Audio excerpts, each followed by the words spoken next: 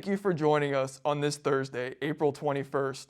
Reporting from Boone, North Carolina, this is the Appalachian Daily News. I'm Stephen Biddix.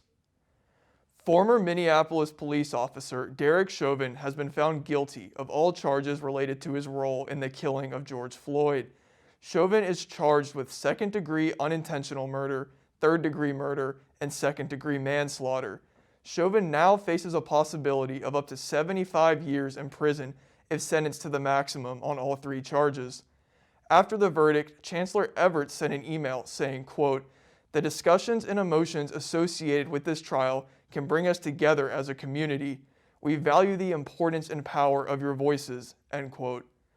Throughout the email, Everett continued to reiterate the message of equality and inclusion. If you need help, there are several resources on campus you can go to. The Counseling Center is offering individual counseling along with teletalks for all students. You can also go to the Ombuds office in 236A IG Greer, where you can have full confidential conversations and receive assistance.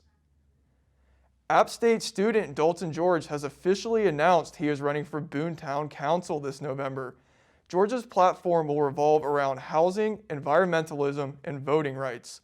George is already very active in Boone government, being the founder of the Boone Fair Housing Act Task Force, a member of the Boone County Board of Adjustment, and a member of the Watauga County Democratic Party. Most recently, George was a part of passing the Anti-Homeless Architecture Resolution and Unfair Housing Resolution. George feels local government is the best way to make a positive impact on people. The election will take place on November 2nd. App State alumni Madison Armstrong published an article that has now made its way onto the New York Times. The article is called, "We've spent over a decade researching guns in America. This is what we learned." Armstrong, a 2017 honors graduate from App State and now a grad student at the University of Arizona, wrote the article with her advisor, Jennifer Carlson. The primary focus of the article is to understand gun violence and the trauma it causes. Armstrong's vision for the article came from worries of gun violence in her own life. Armstrong and Carlson are now planning to write a book on gun violence survivors. Boone weather remains about as unpredictable as it gets, hitting a high of 49 today after sitting around a cold 40 yesterday.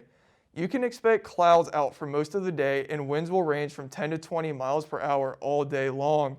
If you plan on going out tonight, you will definitely want a jacket, with the low being 29. Let's hope the spring weather we experienced a few weeks ago comes back sooner than later. That's my report for the day. I'm Stephen Biddix.